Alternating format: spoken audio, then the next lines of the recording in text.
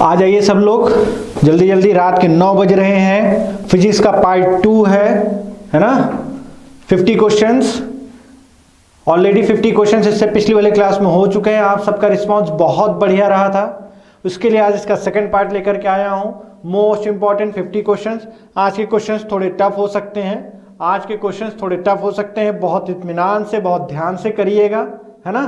तो हमारा यह सेशन चल रहा है, बहुत मज़ा आ रहा है सभी को, मुझे भी, आपको भी। तो मज़ा लेने के लिए नहीं, यहाँ इसको फ़ायदा लेना है हम लोगों को, ठीक है। इसका फ़ायदा किस तरह से आप ले सकते हैं वह ज़्यादा ज़रूरी है ना। तो चलिए यार, आज का सेशन हम लोग स्टार्ट करते हैं। जिन लोगों ने ऐप ना डाउनलोड किया हो वो ऐप डाउनलोड कर ले, या वेबसाइट से जा करके आप सारे क्वेश्चंस को डाउनलोड कर सकते हैं, कोई दिक्कत नहीं आएगी। लिंक आपको डिस्क्रिप्शन में रहता है। जो लोग समझदार हैं उन लोग जानते हैं मैं बहुत दिनों से वही चीज़ें तो बोल रहा हूँ यार, है ना। तो शुरू किया जाए। सब लोग आ गए हैं, सभी के सभी प्यारे बच्चे हैं, मैं भी प्यारा हूँ। सवाल थोड़े से आज हो सकता है प्यारे ना लगे, लेकिन मज़ा आएगा, है ना। और जो यार मैं चीज़ें एक्स्ट्रा बताता हूँ क्लास में, कृपा करके आप उनको सुना करें, उनको समझा करें, ताकि आपका एक सवाल से कई और सवाल क्लियर हो जाया करें, ठीक है। ज़रूरी नहीं है आपको ज़्यादा बेनिफिट लेना है तो आपको यह समझना पड़ेगा कि एक सवाल से और कितनी सवालें बन सकती हैं। समझ रहे हैं आप। 50 क्वेश्चन 100 क्वेश्चन फिजिक्स में क्या हो जाएगा, उससे ज़्यादा कुछ नहीं होगा। फिजिक्स बहुत बड़ी है, लेकिन उस 100 क्वेश्चन से आप 200 से 300 क्वेश्चन बना सकते हैं। इस तरह से है। अब मैं आपको समझाऊंगा, आप उसको सुना करिए, समझने का प्रयास किया करिए। चलिए आइए सेशन स्टार्ट करते हैं। सब लोग जल्दी जल्दी शेयर कर दीजिए, कर सकते हैं तो।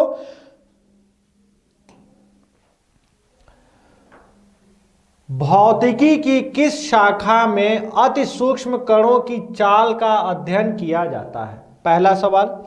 दूसरा सवाल, ताप बढ़ाने के साथ पृष्ठ तनाव पर क्या प्रभाव पड़ता है? और तीसरा सवाल, बहुचर्चित गॉड पार्टिकल क्या है? बहुचर्चित गॉड पार्टिकल क्या है? G O D, God particle, God particle, है ना। बहुचर्चित गॉड पार्टिकल क्या है? Fine to all of you. आ जाइए सब लोग जल्दी जल्दी, आंसर करिए कमेंट सेक्शन में। मैं देख रहा हूं मेरे भैया, मैं यहां हूं तो क्या हुआ, हर जगह हूं, ठीक है। आ जाइए जल्दी जल्दी सब लोग, जुड़ जाइए।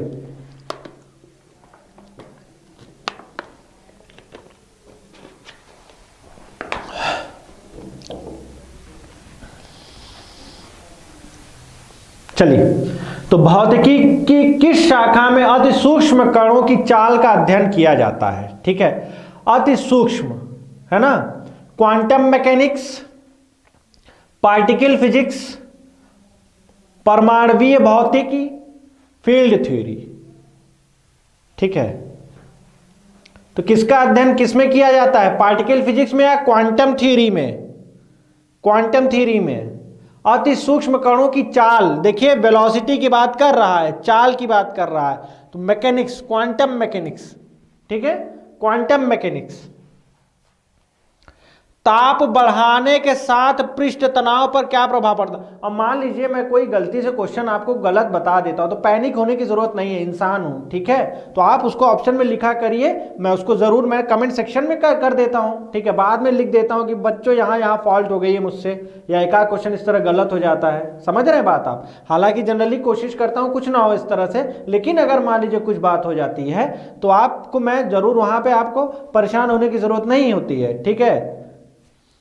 ताप बढ़ाने के साथ पृष्ठ तनाव पर क्या प्रभाव पड़ता है? तो ताप जब बढ़ाएंगे तो पृष्ठ तनाव क्या होगा मेरे भैया? घटता है, पृष्ठ तनाव घटता है। बहुचर्चित गॉड पार्टिकल क्या है? उसका नाम है हिग्स बोसॉन। आपकी एक मशीन जो बनाई गई थी LHC, लार्ज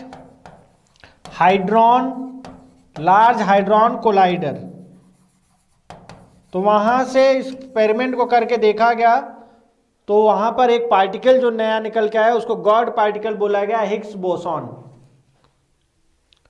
चौथा, पांचवा, छठा आपके सामने है। निम्नलिखित में से किस जोड़े का मिलान सही नहीं है? प्रकाश फाइबर, प्रकाश तरंगे, एंड्रॉयड वाणी निवेश, बृहद हाइड्रॉन कोलाइडर, जो मैंने आपको बताया भी, लार्ज हाइड्रॉन कोलाइडर LHC। देखिए आज के क्वेश्चंस थोड़े टफ हैं पर ज्यादा टफ नहीं है, परेशान मत होइए। लाल ग्रह मंगल, देखिए कौन सा मिलान सही नहीं है। सेकंड क्वेश्चन है, पहाड़ों पर जाने पर दाब पर क्या प्रभाव पड़ता है, और घर्षण एवं स्नेहक का अध्ययन है। ठीक है,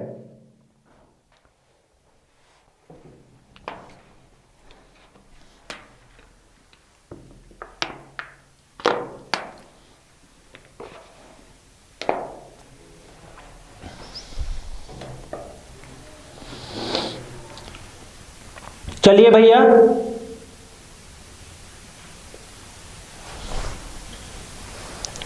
तो एंड्रॉयड वाणी निवेश ये थोड़ा सा गलत है, ठीक है, तो क्योंकि नहीं पूछा यह। प्रकाशिक फाइबर जो है ऑप्टिकल फाइबर, प्रकाश तरंगे। बृहद हाइड्रॉन कोलाइडर गॉड पार्टिकल सही है। लाल ग्रह मंगल, समझ रहे हैं आप, लाल ग्रह क्या है मेरे भैया, मंगल। ठीक है, पहाड़ों पर जाने पर दाब पर क्या प्रभाव पड़ता है, तो जैसे जैसे आप ऊपर जाते हैं आपको पता है हाइट अगर ऊपर बढ़ती चली जा रही है तो जो दाब है वो क्या हो जाता है, वह कम हो जाता है। इसी कारण वगैरह से जो कमजोर होते हैं थोड़े से, जो नाक की नली में से जो है हल्का सा ब्लीडिंग होने लगती है, नोज ब्लीडिंग होने लगती है, जो हवाई जहाज वगैरह में ट्रेवल करते हैं, क्योंकि अगर प्रेशर दाब कम हो जाता है और इम्बैलेंस अगर रहता है तो उसकी वजह से नाक से ब्लीडिंग होने लगती है। घर्षण एवं स्नेह का अध्ययन ट्राई बायोलॉजी कहलाता है, इसको आप नोट कर लीजिएगा, ज्यादा इसको समझने की जरूरत नहीं है। ठीक है, तो घर्षण एवं स्नेह का सिद्धांत जो कहलाता है वह क्या कहलाता है, ट्राई बायोलॉजी कहलाता है। क्या कहलाता है, ट्राई बायोलॉजी। नेक्स्ट सवाल, नेक्स्ट सवाल बहुत आराम से पढ़िए। White dwarf, white dwarf, white dwarf, white dwarf ये लिखा हुआ है। विज्ञान के किस क्षेत्र में व्हाइट ड्वार्फ के बारे में सीखेंगे? निम्नलिखित में से कौन सा कथन असत्य है? वायुयान के विशेष रबर के टायरों को थोड़ा सुचालक बनाया जाता है। प्रकाश की नीली तरंगें बैंगनी तरंगों की तुलना में अधिक प्रकीर्णिक होती हैं, जिसके कारण आकाश नीला दिखाई देता है, ना कि बैंगनी। गीले बालों में घुमाया हुआ कंघा कागज के छोटे टुकड़ों को आकर्षित नहीं करता है, और ज्वलनशील पदार्थों को ले जाने वाले वाहनों में प्रायः जमीन से छूती हुई धातु से बनी रस्सी बांधी जाती है। इनमें से कौन सा असत्य है, यह पूछा है। यहां मैं आपको बहुत इंपॉर्टेंट, देखिए दोनों सवालें टफ हैं, जानबूझ के मैंने कुछ ही टफ रखे यार, इसके बाद आपको और सरल सवाल आपके वनडे लेवल मतलब मिल जाएंगे, लेकिन इनमें भी कंसेप्ट छुपा हुआ है। तो व्हाइट ड्वार्फ आपके तारे होते हैं, ठीक है, तारे होते हैं, इनको तारा, ये तारों की कैटेगरी में आते हैं, तो ये खगोल शास्त्र में पढ़े जाते हैं व्हाइट ड्वार्फ। ठीक है, किसमें पढ़े जाते हैं, खगोल शास्त्र में। तो 7 का आंसर ये हो गया, और ये कह रहा है असत्य है। अब मैं आपको यहां पर एक एक पॉइंट जो है क्या बनाया जाता हूं, एक एक पॉइंट मैं यहां एक्सप्लेन कर रहा हूं, बहुत इंपॉर्टेंट है। वायुयान के विशेष रबर के टायरों को थोड़ा सुचालक बनाया जाता है। जी हां, बिल्कुल सही है, यह बिल्कुल सही है, यह सही लिखा है। ठीक है, असत्य नहीं है, सही लिखा है। थोड़ा सुचालक बनाया जाता है ताकि जब घर्षण हो वहां पर हीट निकले तो वो अच्छे से सारी गर्मी को बैलेंस कर ले जाए, पूरे पे फैला ले जाए। एक जगह पे गर्मी बढ़ जाएगी तो टायर क्या हो जाएगा, जलने का, फटने का खतरा बढ़ जाएगा।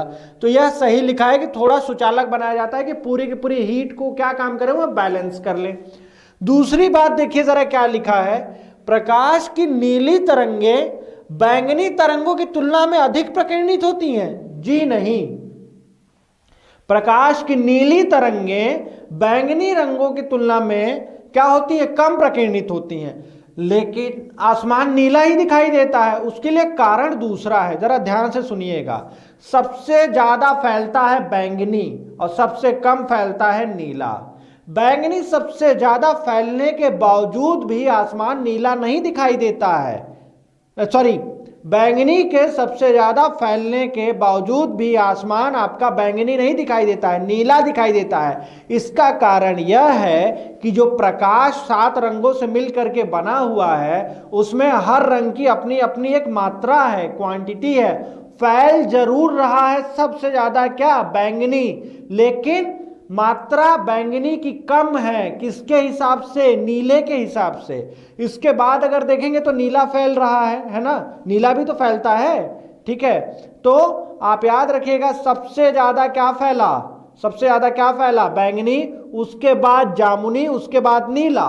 तो नीला जो है फैल इसके हिसाब से कम रहा है, लेकिन उसकी मात्रा ज्यादा होने की वजह से आसमान नीला दिखाई दे रहा है। लेकिन इसने कारण देखिए क्या लिखा हुआ है, प्रकाश की नीली तरंगे बैंगनी तरंगों के तुलना में अधिक प्रकीर्णित होती है। नहीं, गलत लिखा है, तो मतलब असत्य बोला है, तो यही ऑप्शन सही हो जाएगा। लेकिन उसके बाद आगे भी देखिए, गीलों बालों में घुमाया हुआ कंघा कागज के छोटे छोटे टुकड़ों को आकर्षित नहीं करता, यह भी सही लिखा है। ज्वलनशील पदार्थों को ले जाने वाले वाहनों में प्राय जमीन से, आपने देखा होगा जो ट्रक्स वगैरह पेट्रोल गैस इस तरह की चीजें लेके जाते हैं, वहां पतली सी जो है चेन लटकती रहती है जमीन में। वह इस वजह से लटकती रहती है कि जो टायर चल रहे हैं, टायरों पे क्या हो जाएगा, चलते चलते घर्षण की वजह से उनके ऊपर आवेश आ जाएगा, और गलती से आवेश कहीं स्पार्किंग चिंगारी ना पैदा करे। और जानते हैं आपको तेल वगैरह ले जा रहे हैं तो कितना कठिन है, वहां पर अगर जरा सा भी अगर स्पार्किंग अगर हुई और गलती से कुछ भी इस तरह का चीज हुआ तो वहां आग लगने की संभावनाएं, विस्फोट होने की संभावनाएं ज्यादा रहती है। तो यह पूरे के पूरे आवेश को कहां भेज दिया जाता है? जमीन में भेज दिया जाता है, ताकि किसी भी प्रकार का वहां स्पार्किंग ना हो, कोई आवेश ना रह जाए, कोई धारा ना बने। वह पूरी की पूरी धारा को कहां भेज देता है? जमीन में भेज देता है, ठीक है। तो इस वजह से चेन लटकाई जाती है। बात समझ में आई? तो 8वें के लिए आंसर है बी पार्ट। क्लियर? बहुत अच्छा सवाल था। राष्ट्रीय भौतिकी प्रयोगशाला कहां स्थित है? नई दिल्ली में। चलिए अच्छा, आप लोग और पढ़िए, 11वां 12वां पढ़िए, आंसर करिए, आंसर करिए जल्दी जल्दी, सभी लोग आंसर करिए यार, बहुत अच्छे सवाल हैं।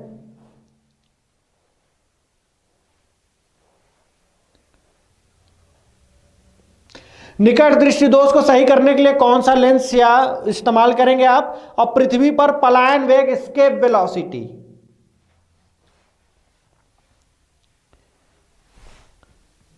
बहुत सही आंसर आ रहे हैं लोगों के। निकट दृष्टि दोष को दूर करने के लिए अवतल लेंस लगाते हैं, ठीक है।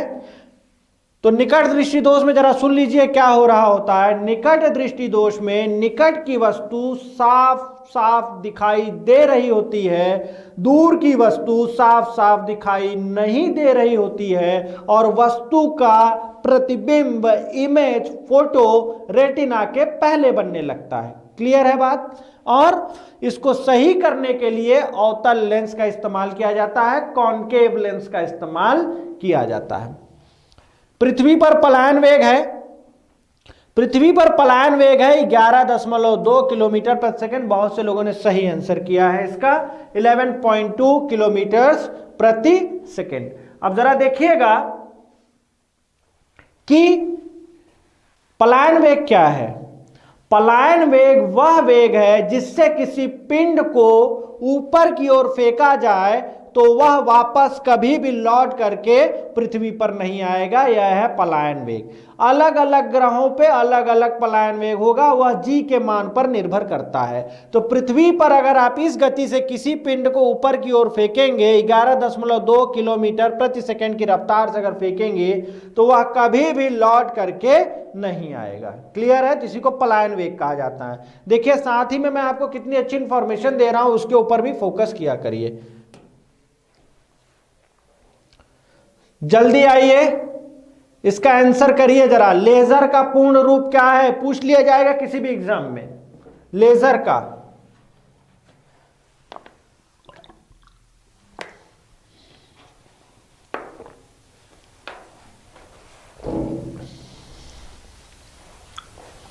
तेरहवें का आंसर मुझे बहुत अच्छे से क्लियर नहीं है, पर मैं भारत के साथ जाऊंगा।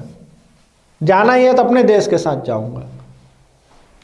मैं बहुत ज्यादा क्लियर नहीं हूं 13 के लिए, इसको आप एक बार चेक कर लेना, इसको आप एक बार चेक कर लेना। मैं इसका आंसर बहुत वो नहीं कर रहा हूं कि हाँ भैया यही होगा, लेकिन मेरे हिसाब से भारत होना चाहिए। अब कुछ जीएस के क्वेश्चन चले आए हैं यार, तो एक आध दो है ना। बताइए लेजर का पूर्ण रूप। तो लेजर का पूर्ण रूप है भैया, नोट कर लेना, पता नहीं कितनी बार अच्छे एग्जामों में पूछा गया है, light amplification by stimulated emission of radiation. यही अंग्रेजी में पूछेगा, या तो हिंदी भी लिखी रहेगी, जैसे कि हिंदी लिखी रहेगी, लाइट को लाइट ही लिखा रहेगा वह। क्या यहां से बातें समझ में आई? मजा आ रहा है आज कि नहीं आ रहा है? अभी आएगा थोड़ी देर में, टेंशन मत लो, ठीक है। अगर आज 50 में से किसी के 30 भी सही हो रहे हैं, बहुत बढ़िया स्थिति में हो, ठीक है। चंद्रा एक्सरे दूरबीन का नाम किस वैज्ञानिक के नाम पे रखा गया है, सम्मान में रखा गया है? चंद्रा एक्सरे। जल का अधिकतम घनत्व किस ताप पर रहता है? और अगर किसी व्यक्ति का पृथ्वी पर भार 60 न्यूटन है तो चंद्रमा पर भार क्या होगा?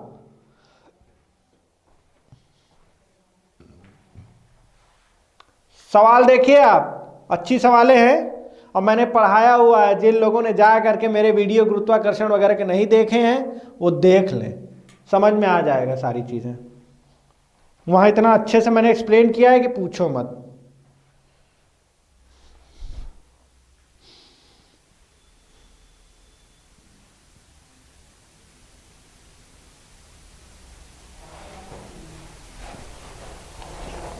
तो चंद्रा एक्सरे, चलिए आंसर करता हूं, बहुत से लोग सही आंसर कर रहे हैं। सुब्रमण्यम चंद्रशेखर के नाम पे रखा गया है। जल का अधिकतम घनत्व किस ताप पर रहता है? जल का अधिकतम घनत्व किस ताप पर रहता है?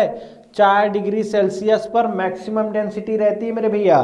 कितने टेम्परेचर पर रहता है? 4 डिग्री। -4 बहुत से लोग लगा रहे हैं, गलत लगा रहे हैं।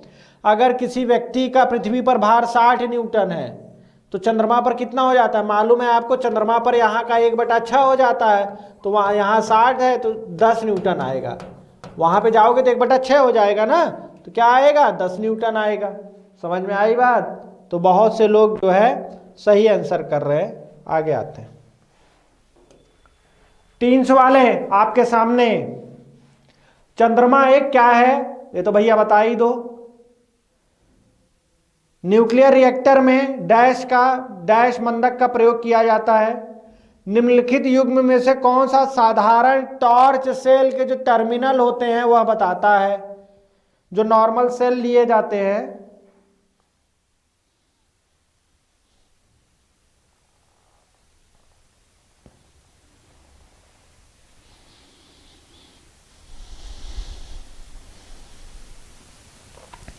तो भैया बताएंगे चंद्रमा क्या है? बहुत से लोग सही आंसर कर रहे हैं। 17 का आंसर क्या है भैया? उपग्रह है। क्या है? उपग्रह है, ठीक है, प्राकृतिक उपग्रह है। न्यूक्लियर रिएक्टर में भारी जल का प्रयोग किया जाता है, याद रखिएगा। कैडमियम, यहाँ सवाल मान लीजिए पूरी नहीं लिखी है तो जो लोग कैडमियम की क्षण का भी आंसर कर रहे हैं वो भी कुछ हद तक सही है, ठीक है। तो मैं यहाँ दोनों का आंसर मान रहा हूँ, भारी जल और बी कैडमियम की क्षण, ठीक है ना। आगे आइए, निम्नलिखित में से कौन सा साधारण टॉर्च सेल के टर्मिनलों को बताता है? तो याद रखिएगा जिंक और कॉपर के टर्मिनल होते हैं, ठीक है ना, जिंक और कॉपर, ये इसको याद रखिएगा कि अच्छे एग्जाम में आया हुआ है ना। कितने सही निकल रहे हैं भैया? कितने सही निकल रहे हैं? नेक्स्ट सवाल पर आइए। GIF, ये GIF भेजते तो बहुत हो एक दूसरे के फोन में, नहीं भेजते हो? GIF वाला जो वीडियो जाता है एक, है ना, समझ रहे होगे, GIF भेजा जाता है। तो GIF का क्या फुल फॉर्म है? GIF का क्या फुल फॉर्म है बताइए सब लोग।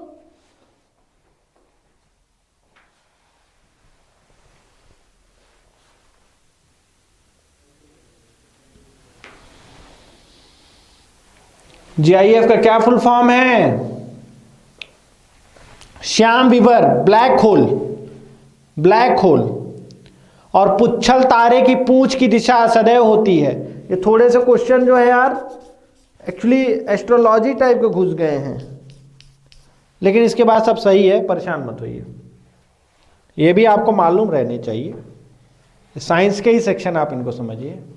Black hole, GIF, graphical interchange format, graphical interchange format, graphical interchange interchange format, ये याद रखिएगा, किसी भी एग्जाम में पूछा जा सकता है। जीआईएफ भेजते हो ना एक दूसरे के फोन में, ठीक है, जाऊँ कुकुर बिलार भेजा तो वही की बात हो रही है, ग्राफिकल इंटरचेंज फॉर्मेट। क्लियर।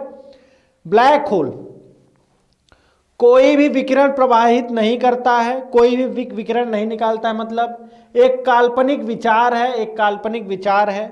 सारे विकिरण जो इसके पास से प्रवाहित होते हैं उनका अवशोषण सबको सोख लेता है यह, और पराबैंगनी किरणों को पार रक्त किरणों में बदल देता है। क्या होगा मेरे भैया इसका आंसर, क्या होगा इसका आंसर? सारे विकिरण इसके पास से प्रवाहित हो जाते हैं। और पुच्छल तारे की पूंछ की दिशा हमेशा सूर्य से दूर की ओर होती है। किधर की ओर होती है? सूर्य से दूर की ओर होती है। ठीक है, यहां मैं आपको ब्लैक होल के बारे में कुछ बताना चाह रहा हूं, उसको बहुत ध्यान से सुनिएगा।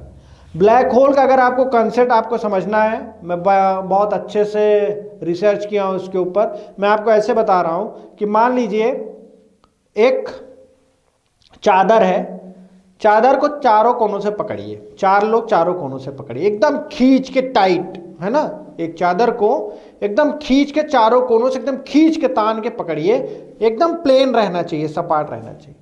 अब एक काम करिए, एक जो गेंद होती है क्रिकेट बॉल, उसको ले जा करके सेंटर में रख दीजिए, उसको ले जा करके सेंटर में रख दीजिए, रख दिया।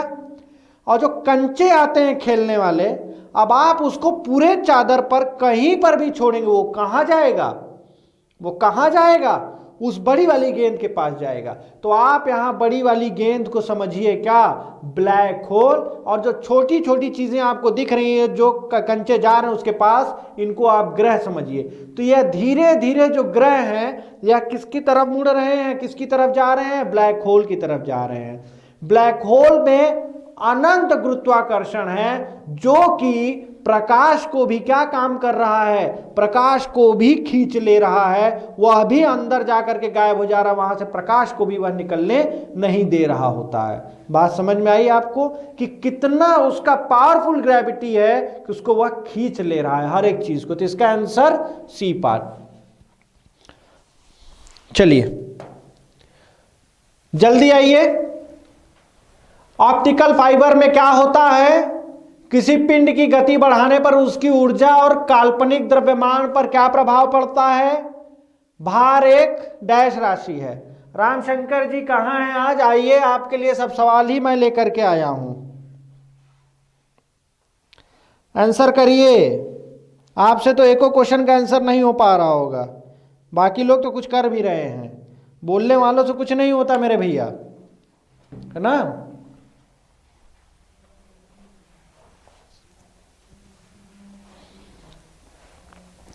ऑप्टिकल फाइबर में क्या होता है? पूर्ण आंतरिक परावर्तन। ठीक है, क्या होता है मेरे भैया? पूर्ण आंतरिक परावर्तन। इसमें जो गति है सिग्नल भेजने की वह बढ़ जाती है, सिग्नल का कोई भी हानि नहीं होता है, लॉस नहीं होता है, जितना भेजा जाता है पूरा पहुंच जाता है। तीसरा, यह आजकल बहुत इजीली जो है आपका कम्युनिकेशन सिस्टम में, है ना, कम्युनिकेशन सिस्टम में जहां पर लैन वैन वायर्स इस्तेमाल हो रही है, वहां पर इंटरनेट केबल्स में, सब जगह पे आजकल इसका इस्तेमाल हो रहा है। नेक्स्ट सवाल देखिए जरा, किसी पिंड की गति बढ़ाने पर उसकी ऊर्जा और काल्पनिक द्रव्यमान पर क्या प्रभाव पड़ता है? यह काल्पनिक द्रव्यमान का आप समझने की जरूरत है। E बराबर mc स्क्वायर, E बराबर mc स्क्वायर, समझ रहे हैं आप? E बराबर mc स्क्वायर। गति बढ़ा दीजिए आप, मान लीजिए एक पत्थर है छोटा सा, एक छोटा सा पत्थर है, मैं आपको धीरे से मारूं, उसकी गति धीरे है तो आपको कम चोट लगेगी, लेकिन वही पत्थर को, उतना ही वजन वाला पत्थर है अभी, वही को खींच के मारूं, ज्यादा चोट लगेगी। आपको ऐसा लगेगा हाय 10 किलो का पत्थर लग गया, ऐसा लग रहा है। समझिए बात को आप।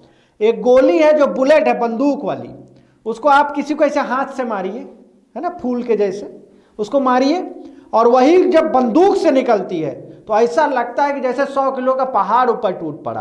तो गति बढ़ाने पर जो उसमें ऊर्जा है वह भी बढ़ जा रही है और ऐसा लगता है कि कोई भारी चीज मेरे ऊपर आई है, तो काल्पनिक द्रव्यमान भी बढ़ जाता है। यह दिया था E बराबर mc² रिलेशन, किसने दिया था? यह दिया था आपके आइंस्टीन महोदय ने। तो याद रखिएगा, आपको मैंने एग्जाम्पल के थ्रू समझाने का पूरा प्रयास किया है, तो दोनों बढ़ते हैं, ठीक है।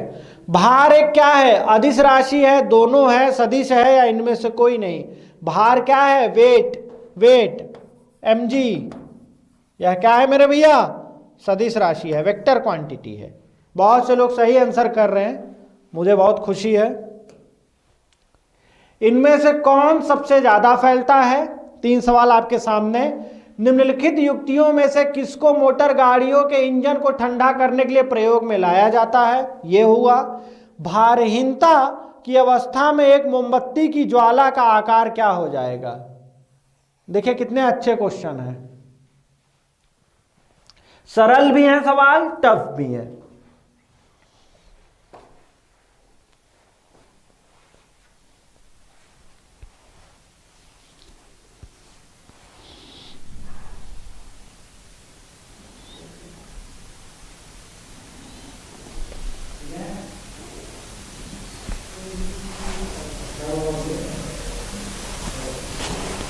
जल्दी आंसर करिए।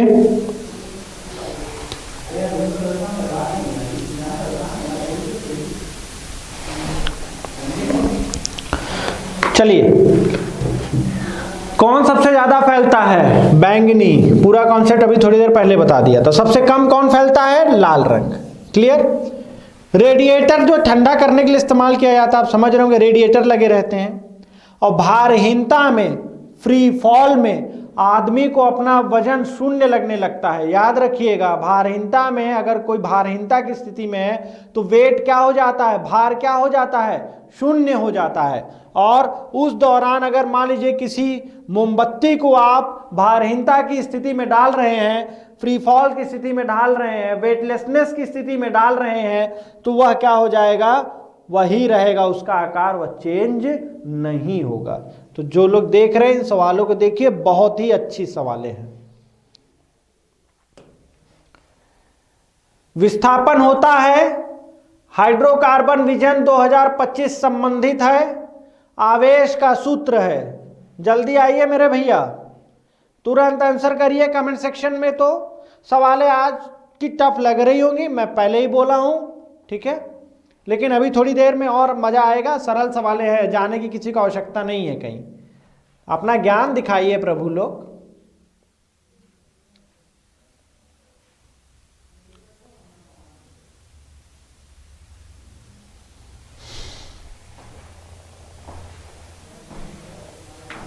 चलिए, विस्थापन शून्य और ये दोनों हो सकता है। विस्थापन शून्य भी हो सकता है, जैसे मान लीजिए मैं यहां खड़ा हुआ हूं, मैं वहां जा करके फिर से वापस यहीं आकर के खड़ा हो जाऊं, तो विस्थापन कितना हुआ? यहीं हूं ना, कहां विस्थापित हुआ? यहीं हो गया ना, तो विस्थापन शून्य हो सकता है। अब मान लीजिए मैं यहां से चला, मैं वहीं चला जाऊं, वहीं पर खड़ा हो जाऊं, तो यहां से वहां कुछ दूरी भी चल गया, तो वह शून्य भी हो सकता है, शून्य नहीं भी हो सकता है। लेकिन दूरी, डिस्टेंस कभी भी शून्य नहीं होगी, ठीक है, डिस्टेंस कभी भी शून्य नहीं होगी। आप याद रखिएगा, विस्थापन शून्य हो सकता है, डिस्प्लेसमेंट, लेकिन डिस्टेंस, दूरी कभी शून्य नहीं होगी। हाइड्रोकार्बन 2025 जान पेट्रोलियम उत्पादन, ये ठीक है, ये फिजिक्स का इतना ज्यादा लेना देना नहीं उससे। आवेश का सूत्र जरा बताइए। आवेश Q बराबर IT, सही है, तो I बराबर Q बटा T, यह भी सही हो जाएगा। तो इसका आंसर क्या हो जाएगा मेरे भैया? D। बहुत से लोगों ने सही आंसर किया, मैं बहुत खुश हूं कि आप समझ के आंसर कर रहे हैं, है ना। अब यहां से सवाल गलत नहीं होने चाहिए, अब से जो है यहां के बाद अब सवालें ज्यादा गलत नहीं होनी चाहिए। एक साइकिल चालक को वृत्तीय गति में किस ओर झुकना चाहिए? साइकिल आप चला रहे हैं, अचानक से मोड़ आ गया तो किधर ऐसे झुकोगे? ऐसे झुकोगे ना, झुकोगे, ठीक है। तो जरा देखिए दोनों क्वेश्चन, जल्दी जल्दी देखिए दोनों सवाल, जल्दी आंसर करिए सब लोग, कमेंट सेक्शन में जल्दी आंसर करिए।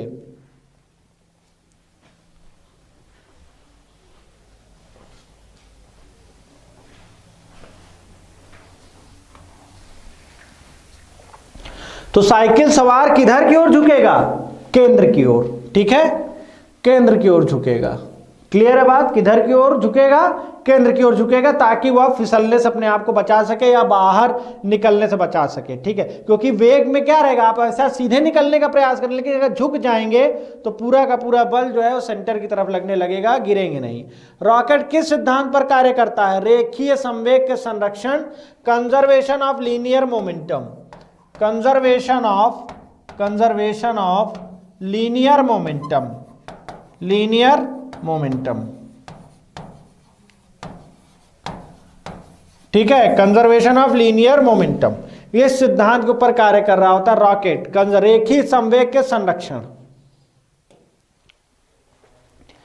निम्नलिखित में से किसका ध्वनि के वेग पर कोई प्रभाव नहीं पड़ता है? यह क्वेश्चन है।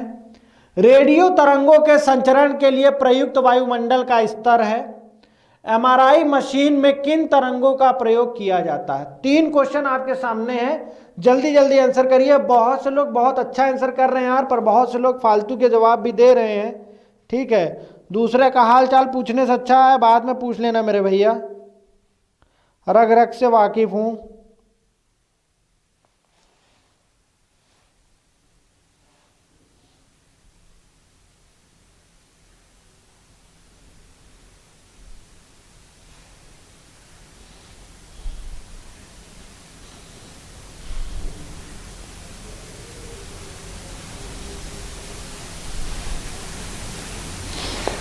चलिए,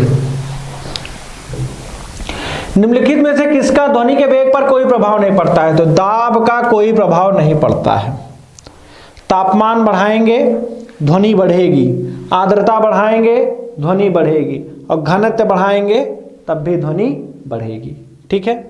रेडियो तरंगों का जो इस्तेमाल, रेडियो वेव्स होती है, वो आयन मंडल से टकरा करके वापस आ जाती है। तो आयन मंडल का इस्तेमाल रेडियो के लिए किया जाता है। जो भी हमारे AM FM चल रहा होता है, उसका जो सिग्नल्स को टकरा करके वापस भेजा जाता है, वह भेजा जाता है किसमें? वह किसमें भेजा जाता है? शोभ मंडल के थ्रू, उसको आयन मंडल के थ्रू वापस जमीन पर भेजा जाता है, ठीक है। मैं इस पर एक पूरी क्लास लूंगा जब मैं टेक का सेक्शन पढ़ाऊंगा। टेक का मतलब है टेक्नोलॉजी, वहां पर आपको पूरा कम्युनिकेशन में इतना अच्छे से क्लियर कराऊंगा कि आपको मजा आ जाएगा उसमें क्लास में, ठीक है। लेकिन वह क्लासेस रहती है सिविल सर्विस टाइप की, हालांकि छोटे मोटे एग्जाम में इक्का दुक्का बहुत एक आध बार पूछ ली गई, नहीं तो उसका मतलब नहीं निकलता है। एमआरआई मशीन, एमआरआई मशीन का आपने नाम सुना होगा, इसका फुल फॉर्म देख लो यार, मैग्नेटिक रेजोनेंस इमेजिंग। ये जिन लोगों ने मेरी क्लास की होगी रोग वाली, उनको बहुत अच्छे से पता होगा, सब मैंने पढ़ाया हुआ है उसमें। तो उसमें चुंबकीय तरंगों का इस्तेमाल, उसके फुल फॉर्म में ही है मैग्नेटिक, तो चुंबकीय तरंगों का इस्तेमाल किया जाता है, ठीक है। एमआरआई में किसका इस्तेमाल किया जाता है? चुंबकीय तरंगों का इस्तेमाल। मस्तिष्क या पूरी बॉडी की जांच के लिए भी किया जाता है, पर जनरली मस्तिष्क के लिए किया जाता है। नेक्स्ट आइए, प्रकाश का व्यतिकरण का सिद्धांत किसने दिया? प्रकाश का व्यतिकरण का मतलब है interference of light, interference of light, interference of light, ठीक है। और प्रकाश की गति किस माध्यम में न्यूनतम होती है? प्रकाश की गति किस माध्यम में न्यूनतम होती है? कांच, निर्वात, जल, वायु। दूरदृष्टि दोष को ठीक किया जा सकता है, दूरदृष्टि दोष को किस लेंस से सही किया जा सकता है? जरा कमेंट सेक्शन में सब लोग जल्दी से आंसर करें भैया, जल्दी जल्दी आंसर करिए, इंतजार कर रहा हूं मैं।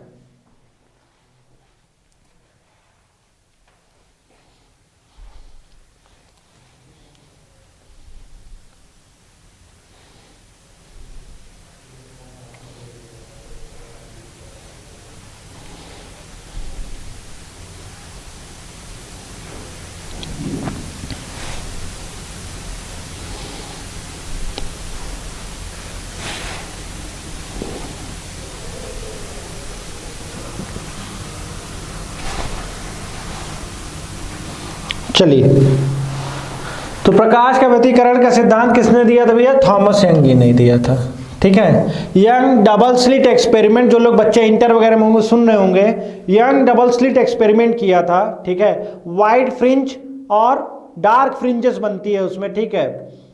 संपोषी व्यतिकरण और विनाशी व्यतिकरण, दो होल्स से एक ही लाइट गुजारी जा रही थी, तो उस दौरान यह दिखता है। आपको बहुत अंदर नहीं जाना है। प्रकाश व्यतिकरण का जो उदाहरण सुन ले, जैसे तेल वगैरह की जो परत होती है वो चमकीली प्रतीत होती है। साबुन का बुलबुला आपको कैसा लगता है, रंग बिरंगा समझ में आता है, ठीक है। और सीडी देख रहे हैं जो डीवीडी में लगती है डिस्क, वो भी आप उसको किसी एंगल पे देखेंगे तो आपको कैसी दिखेगी, वह दिखेगी रंग बिरंगी दिखेगी, है ना।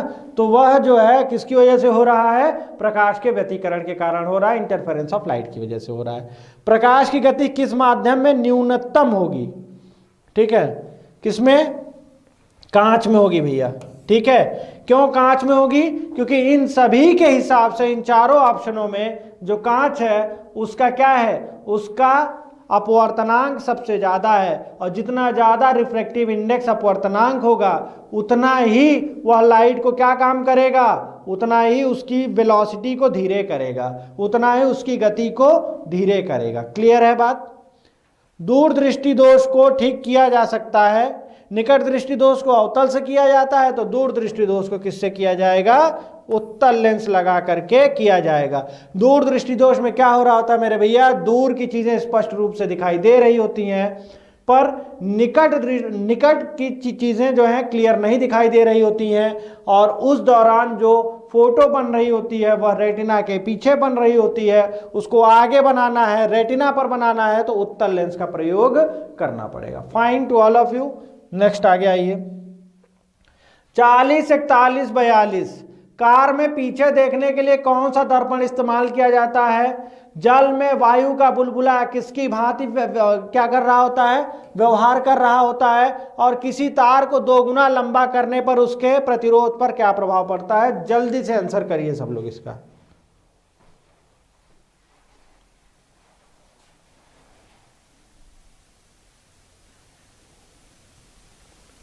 समय मैं दे रहा हूं आपको 30 सेकंड का, जल्दी आंसर करिए।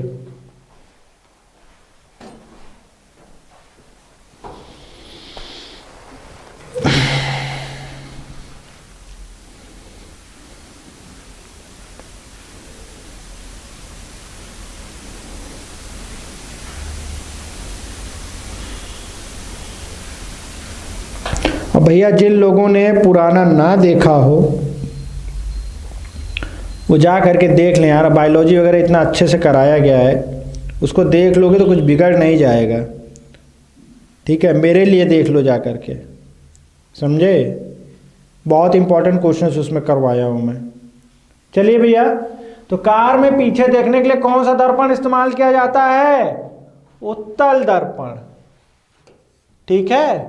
कार में पीछे देखने के लिए कौन सा दर्पण इस्तेमाल किया जाता है, उत्तल दर्पण, ठीक है। और मैं एग्जांपल आपको अवतल दर्पण के बताए दे रहा हूं। डेंटिस्ट इस्तेमाल करते हैं अवतल दर्पण। कार की हेडलाइटों में लगा रहता है अवतल दर्पण।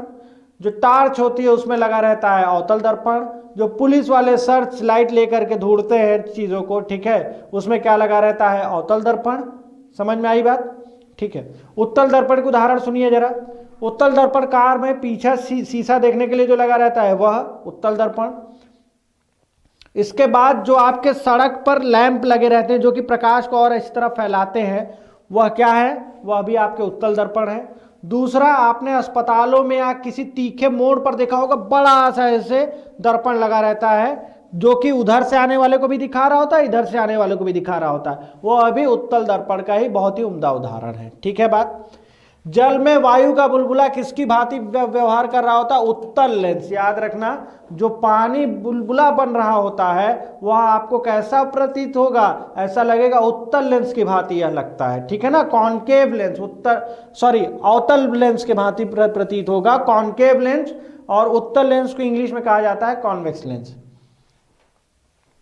किसी तार को दोगुना लंबा करने पर उसके प्रतिरोध पर क्या प्रभाव पड़ेगा, तो भैया वह 4 गुना हो जाएगा। कैसे, जरा देखिए। R is equal to rho L by A, R dash is equal to rho L by A formula होता है। L को 2 गुना कर दीजिए और एरिया क्या हो जाएगा, आधा। भाई किसी चीज को लंबा करोगे तो पतला नहीं होगा क्या, जितना लंबा करो उतना पतला हो जाएगा। ठीक है, तो ये 2 ऊपर चला आया तो 4 रो L/A, तो पहले से कितना हो जाएगा, 4 गुना हो जाएगा मेरे भाई। ठीक है, इसी को 3 गुना लंबा कर दो तो 9 गुना हो जाएगा, 4 गुना कर दोगे तो 16 गुना हो जाएगा। समझ रहे हो बात मैं क्या कह रहा हूं। चलो 43, 44, 45 अमीटर किसी परिपथ में कैसे लगा रहता है, श्रेणी क्रम में, समांतर क्रम में, किसी में भी, इनमें से कोई नहीं। 2 ऋण आवेश एक दूसरे को खींचेंगे, दूर भगाएंगे, कुछ नहीं होगा। पहले भगाएंगे नहीं, पहले भगाएंगे मेरे भैया, पहले भगाएंगे फिर खींचेंगे। और तापमान बढ़ाने पर किसी चालक के प्रतिरोध पर क्या प्रभाव पड़ता है।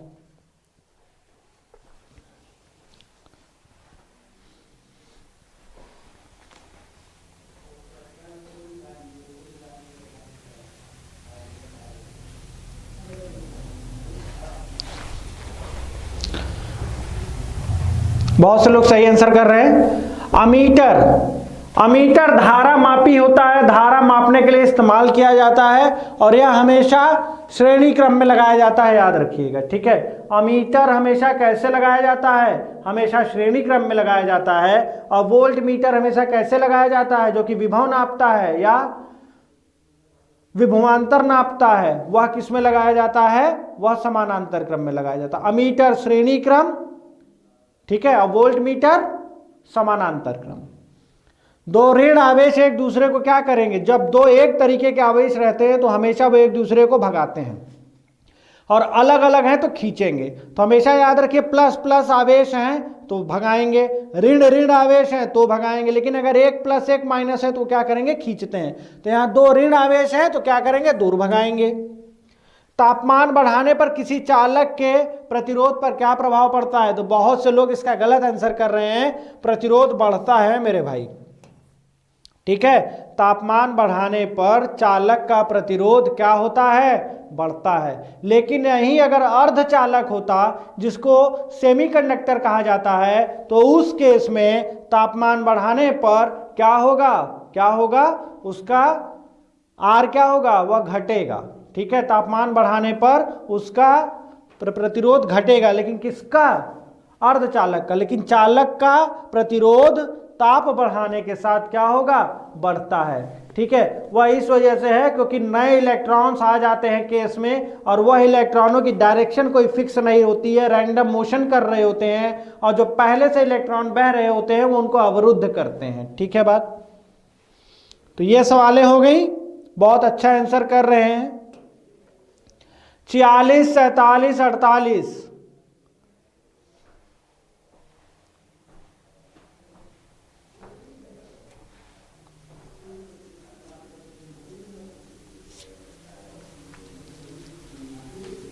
गैल्वेनोमीटर का इस्तेमाल कहाँ होता है, ट्रांसफार्मर का क्या कार्य है, और एक नाभिकीय संयंत्र में बन रही ऊर्जा को नियंत्रित करने के लिए किसके ऊपर नियंत्रण करना पड़ेगा, इलेक्ट्रॉन के ऊपर, न्यूट्रॉन के ऊपर, इलेक्ट्रॉन और न्यूट्रॉन दोनों के ऊपर, या प्रोटॉन के ऊपर।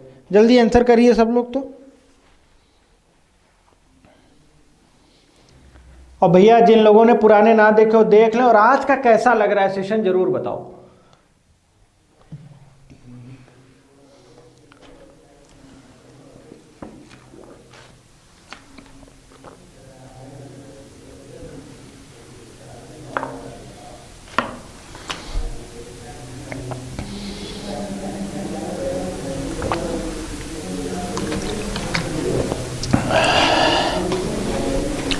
चलिए, तो गैल्वेनोमीटर का इस्तेमाल बहुत से लोग सी लगा रहे होंगे, लेकिन यार याद रखना, गैल्वेनोमीटर का अगर इसमें से सही आंसर अगर आपको बताऊं, ठीक है, तो वह धारा का पता लगाने के लिए इस्तेमाल किया जाता है। एक बड़े अच्छे ही सवाल है, एक अच्छे एग्जाम में आया हुआ है। गैल्वेनोमीटर, देखिए धारा का पता लगाना है तो धारा को अगर आपको मेजर करना है तो अमीटर नहीं इस्तेमाल करोगे, अब वोल्ट मीटर का नहीं इस्तेमाल करोगे। बहुत से लोग जो पढ़ रहे होंगे इंटर में होंगे, वो याद रखना है। ठीक है, वो लोग सवाले वाले अलग तरीके से कर रहे होंगे, लेकिन यह पता लगाने के लिए इस्तेमाल किया जाता है, तो इसको याद रखना है एक बार। ठीक है, गैल्वेनोमीटर है ना। आपको पता होगा बीच स्टोन ब्रिज वगैरह में भी इसको लगाते हैं बीच में, केवल पता करने के लिए, बहुत माइन्यूट करंट पता करने के लिए। ट्रांसफार्मर का क्या कार्य है, शक्ति बढ़ाने के लिए, धारा बढ़ाने या घटाने के लिए, विभव बढ़ाने या घटाने के लिए एक ऑप्शन और कर लीजिएगा, आपको एक ऑप्शन और लिख लेना, बी और सी, बी एंड सी दोनों, बी एंड सी दोनों, ठीक है। तो इसका आंसर होगा लास्ट वाला, बी और सी दोनों। देखिए मैं यहाँ बहुत अच्छे से समझा रहा हूँ, मैं कई क्लासेस में इसके ऊपर मैं पहले भोंकता रहता था, लोग कोई सुनते ही नहीं थे कि ये कहाँ इतना अंदर पूछेगा। अभी पिछले बार आरओ में पूछ लिया, ठीक है, और एक दो और एग्जामों में पूछ लिया, वही सेम टू सेम चीज़ जो मैंने समझाने का प्रयास किया। याद रखिए ट्रांसफार्मर सिर्फ और सिर्फ दो चीज़ों को बढ़ाने या घटाने के लिए काम आता है, एक विभव मतलब वोल्टेज और दूसरा करंट। ना ही वह शक्ति को बढ़ाता है घटाता है, ना ही वह आवृत्ति में किसी प्रकार का बदलाव करता है। याद रखिए ट्रांसफार्मर सिर्फ और सिर्फ दो चीज़ों को क्या क्या काम कर रहा होता है, घटा रहा होता है तो बढ़ा रहा होता है, या तो वोल्टेज को या तो करंट को, ठीक है, वोल्टेज और करंट को। वह पावर ना ही बढ़ाता है ना ही घटाता है, और ना ही फ्रीक्वेंसी आवृत्ति पर कोई प्रभाव डालता है, ठीक है। याद रखिए एक ट्रांसफार्मर वोल्टेज को अप भी कर सकता है, वोल्टेज को डाउन भी कर सकता है। एक ट्रांसफार्मर वोल्टेज को बढ़ा भी सकता है और घटा भी सकता है, ठीक है। जिस समय वह वोल्टेज को बढ़ा रहा होगा, मान लीजिए 230 वोल्ट आया, 440 वोल्ट करना है, तो 230 वोल्ट से 440 वोल्ट जब करेगा तो बढ़ा रहा है, तो उसको स्टेप अप ट्रांसफार्मर कहते हैं। और अगर यही मान लीजिए 440 आई होती और उसको 220 कर रहा होता तो घटा रहा है, तो उसको स्टेप डाउन ट्रांसफार्मर कहा जाता है। दूसरी बात, यहां एक बहुत कान खोल के सुन के मेरी बात सुनिए। देखिए जब वह वोल्टेज को बढ़ा रहा होता है तो उस दौरान वह करंट को घटा रहा होता है। याद रखिएगा जिस टाइम वोल्टेज को बढ़ाता है उस समय करंट को घटाता है, मतलब चेंज किस में आ रहा है, सिर्फ और सिर्फ वोल्टेज और करंट में आ रहा है। और जिस दौरान वह वोल्टेज को कम कर रहा है तो करंट को क्या काम कर रहा होगा, बढ़ाता है। याद हो गई चीज, जब क्या काम करता है, वोल्टेज को बढ़ाता है तो अब करंट को घटाता है, और जब वोल्टेज को घटाता है तो करंट को बढ़ाता है। ट्रांसफार्मर वोल्टेज या करंट को बढ़ाने या घटाने के लिए इस्तेमाल किया जाता है। इसका ना ही शक्ति और ना ही आवृत्ति पर कोई प्रभाव यह नहीं डालता है। क्या बात समझ में आई? फाइन। एक नाभिकीय संयंत्र में अगर किसी ऊर्जा को आपको पता है न्यूट्रॉनों के ऊपर नियंत्रण करना पड़ेगा। अगर न्यूट्रॉनों के ऊपर आपने नियंत्रण कर लिया जैसे मंदक वगैरह का इस्तेमाल करके, तो न्यूट्रॉन क्या करेंगे, वापस जा करके टकराएंगे नहीं, और जो नाभिकीय विखंडन का रेट है वह क्या हो जाएगा, वह कम हो जाएगा। और जैसे ही नाभिकीय विखंडन का रेट कम होगा, टूटने की प्रक्रिया कम होगी, जो ऊर्जा निकल रही है उसके ऊपर आप कहीं ना कहीं आप नियंत्रण पा जाएंगे। तो ये 48 हुआ। दो सवाल आपके सामने और जल्दी से बताइए। सब लोग बहुत बढ़िया आंसर कर रहे हो यार, मजा आ गया आप लोग के साथ। तो मैं बैठा हुआ हूं ना घर पे, क्यों परेशान हो? जिन लोगों ने मेरे साइंस के लेक्चर्स नहीं देखे हैं यार, मैं बस उनसे इतना ही कहूँगा यार एक बार आप देख लो, अगर आपका इच्छा हो तो आप एक बार देख लो, ठीक है। मैं अपना ऐड करने के लिए नहीं कह रहा, क्योंकि मैंने वहाँ पे चीज़ें अच्छी समझाई हुई हैं, आप लोग को बहुत काफ़ी कुछ जानने को मिलेगा उसमें, है ना। सबसे कम व्यू मेरा आया है उष्मा पर, जबकि मैंने उष्मा इतने अच्छे से पढ़ाया है, पता नहीं क्या कर सकते हैं, भांति भांति के प्रकार के लोग हैं, उनको क्या चाहिए समझ नहीं आता। तो चलिए, 0 से 4 डिग्री तापमान बढ़ा रहे हैं आप, तो आयतन पे क्या प्रभाव पड़ता है, तो आयतन मेरे भैया घटता है। याद रखिएगा 0 से 4 डिग्री का ताप अगर आप बढ़ा रहे, उष्मा में मैंने बहुत अच्छे से समझाया है। तो 0 से 4 डिग्री का तापमान अगर आप बढ़ा रहे हैं 0 से लेकर के 4 डिग्री तक, तो उस दौरान 0 से लेकर 4 डिग्री तक घनत्व बढ़ता है। लेकिन जब घनत्व बढ़ता है तो आपको पता है उस समय आयतन को क्या होगा, घटना पड़ेगा। तो 0 से 4 डिग्री तक आयतन क्या होगा मेरे भैया, घटेगा। बात क्लियर है? ध्रुवण किन तरंगों में होता है? ध्रुवण का मतलब होता है पोलराइजेशन। पोलराइजेशन को अगर मैं कहूं तो अलग अलग आयामों से आने वाली तरंगों को एक ही दिशा में, एक ही आयाम में करने के लिए ध्रुवण का इस्तेमाल किया जाता है। जो इसको करता है उसको पोलराइजर कहते हैं। जैसे 3D चश्मा आप लगाते हो, एक बहुत ही उम्दा उदाहरण है पोलराइजर का। अलग अलग तरीके की चीजों को एक तरफ, एक दिशा में वह करके दिखाने का प्रयास करता है, उसको कहा जाता है पोलराइजर। तो ध्रुवण हमेशा याद रखिएगा अनुप्रस्थ तरंगों में होता है, ट्रांसवर्स वेव्स में होता है, ट्रांसवर्स वेव में होता है, ट्रांसवर्स वेव। जो लोग यांत्रिक तरंगे लगा दे रहे होंगे वो थोड़ा गलत चले जाएंगे, ठीक है। तो यहां पर ये 50 सवाल आपके पूरे हुए। आज फिजिक्स का पार्ट यह कंप्लीट हुआ। थोड़े टफ सवाल ज़रूर थे, लेकिन ऐसा नहीं था कि आसान भी नहीं, आसान नहीं थे सवाल, आसान भी थे सवाल, मैंने उनको भी रखा हुआ था। कुछ सवालें जानबूझ के टफ रखी थी ताकि आप एक, अगर ठीक ठाक एग्जाम देने जा रहे हो तो आप एक तैयारी रखो, है ना। बहुत काम आने वाले हैं लेक्चर्स आपके, आप कृपा करके इनको बहुत अच्छे से देखें, एक बार रिवाइज कर ले, अपने लिए कर ले। मैं आंसर्स तो बता ही रहा हूँ, ठीक है। एक आध क्वेश्चन में मान लीजिए बोलते बोलते फ्लो में कभी नहीं समझ में आता, फॉल्ट हो जाती है, बताना कुछ और रहता है, मुंह से कुछ और निकल जाता है, वो अलग इशू है ना। तो कैसा लगा आज का सेशन? केमिस्ट्री का लेके आऊं कि नहीं आऊं, केमिस्ट्री का लेके आऊं कि नहीं आऊं, कमेंट सेक्शन में लिख के बताओगे, तभी मैं लेकर के आऊँगा, ठीक है। टाइम मेरे पास भी कम रहता है, अब मैं चलूँ मेहनत करूँ, सवालों को अच्छे से डिज़ाइन करता हूँ, और जो एग्ज़ाम में आने के चांसेस बहुत अधिकतम रहते हैं उन्हीं सवालों को रखा हूँ। तो आप प्लीज़ कमेंट सेक्शन में ज़रूर लिख के बताएं क्या किया जाए, है ना।